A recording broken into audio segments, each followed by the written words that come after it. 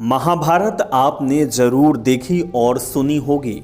महाभारत के एक किरदार हैं जिनका नाम है भीष्म पितामह। इनके बारे में भी आपने खूब सुना और जाना होगा। इन्हीं के बारे में आज हम आपको बताएंगे कि आखिर भीष्म पितामह कौन हैं और आखिर उनको इच्छा मृत्यु क्यों मिली, इसका रहस्य क्या है। लेकिन उससे पहले आप हमारे चैनल को सब्सक्राइब जरूर कर लें, बेल आइकॉन दबाएं जिससे कि सबसे पहले वीडियो आप तक पहुंच पाए। शुरुआत करते हैं इस वीडियो की।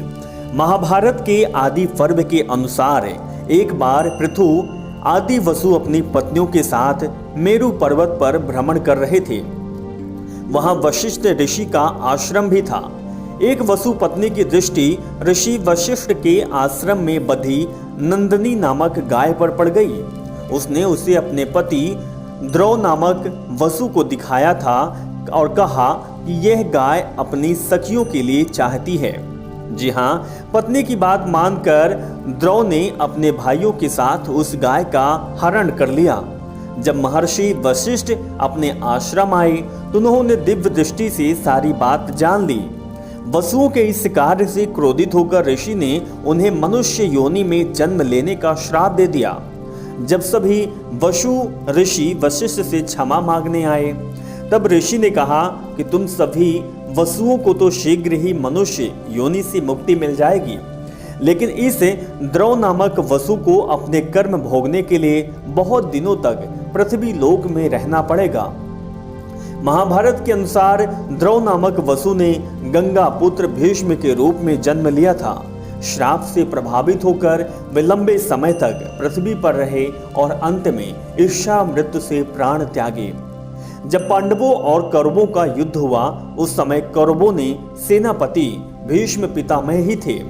युद्ध के तीसरे दिन भीष्म पितामह ने पांडवों की सेना पर भयंकर बाण वर्षा कर भयभीत कर दिया। यह देखकर श्री कृष्ण ने अर्जुन से कहा कि वे भीष्म पितामह से युद्ध करें। अर्जुन और भीष्म पितामह में भयंकर युद्ध हुआ, लेकिन थोड़ी देर बाद अर्जुन युद्ध में ढीले पड़ गए और पांडवों की सेना में भगदड़ मच गई। ये देखकर श्री कृष्ण को बहुत क्रोध आया और वे रथ से उतर गए। श्री कृष्ण अपने हाथ में सुदर्शन चक्र लेकर बड़ी तेजी से भीष्म की ओर झपटे। श्री कृष्ण के इस रूप को देखकर भीष्म बिल्कुल भी भयभीत नहीं हुए। भगवान श्री कृष्ण को ऐसा करते देख अर्जुन रोकने के लिए उनके पीछे दौड़े। अर्जुन ने श्री कृष्ण को आश्वस्त किया कि अब मैं युद्ध में ढिलाई करूंगा, आप युद्ध मत कीजिए। अर्जुन की बात सुनकर श्री कृष्ण शांत हो गए और पुनरु अर्जुन का रथ हाँकने लगे। महाभारत के युद्ध में भीष्म पितामह ने पांडव सेना में भयंकर मारकाट मचाई। पांडव भी भीष्म का ये रूप देखकर डर गए। तब उन्होंने भगवान श्री कृष्ण से भीष्म पितामह को हराने का उपाय पूछा। तब भगवान श्री कृष्ण ने कहा कि यह उपाय तो स्वयं भीष्म ही बता सकते हैं। तब पांचों पांडव भगवान श्री कृष्ण के साथ भीष्म पितामह से मिलने गए और उनसे पूछा कि आपको युद्ध में कैसे हराया जा सकता है। तब भीष्म ने बताया कि तुम्हारी सेना में जो शिखंडी है वह पहले एक स्त्री था, बाद में पुरुष बना।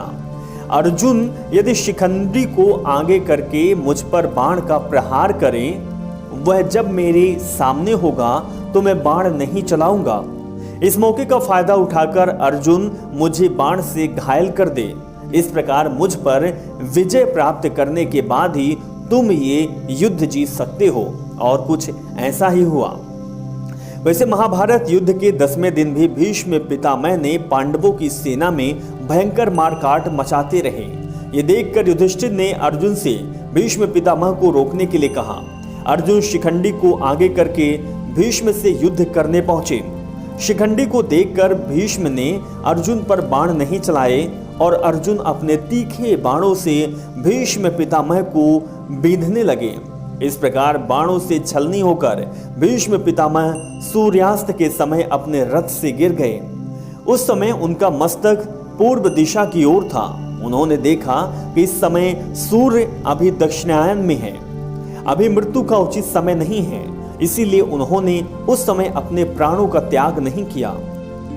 जब सूर्यदेव उत्तरायण हो गए तब युधिष्ठिर सहित सभी लोग भीष्म पितामह के पास पहुंचे।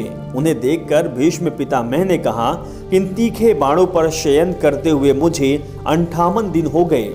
उन्होंने श्री कृष्ण को संबोधित करते हुए कहा कि अब मैं प्राणों का त्याग करना चाहता हूँ। ऐसे कहकर भीष्म जी कुछ देर तक चुपचाप रहे, जिसके बाद वे मन सहित प्राण वायु को क्रमशरू भिन्न भिन्न धारणाओं में स्थापित करने लगे। भीष्म जी का प्राण उनके जिस अंग को त्याग कर ऊपर उठता था, उस अंग के बाण अपने आप निकल जाते और उनका घाव भी भर जाता। भीष्म जी ने अपने देह के सभी द्वारों को बंद कर प्राण को सब ओर रोक लिया। इसीलिए वह उनका मस्तिष्क यानी कि ब्रह्म रंध्र छोड़कर आकाश में चला गया। इस प्रकार महात्मा भीष्म के प्राण आकाश में विलीन हो गए। और ये कहानी थी भीष्म पितामह की कि आखिर उनको इच्छा मृत्यु का वरदान क्यों मिला था, इसके पीछे का रहस्य क्या था, क्या कहानी थी। कहानी आपको कैसे लगी आप कमेंट कर ज़रूर बताएं। और इसी प्रकार की और वीडियो और जानकारी जानने के लिए, रहस्यों की सीरीज को देखने के लिए हमारे चैनल रहस्य को सब्सक्राइब जरूर कर लें। कमेंट बॉक्स पर आप जय कृष्णा जरूर लिखें।